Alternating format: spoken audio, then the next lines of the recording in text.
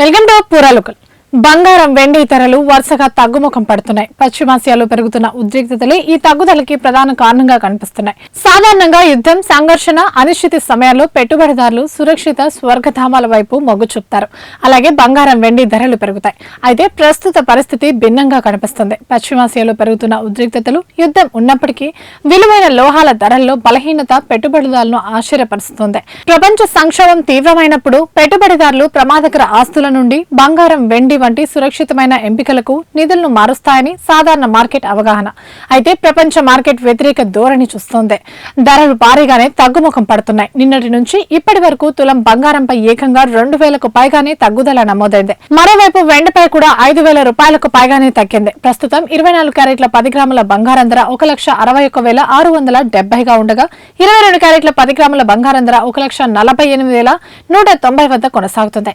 మరోవైపు కిలో వెండి ధర ప్రస్తుతం 2,79,900 వద్ద ట్రేడ్ అవుతుంది. ఇవి ఇప్పటి వరకు అప్డేట్స్. మరిన్ని అప్డేట్స్ కోసం చూస్తూనే ఉండండి పూరాలోకల్.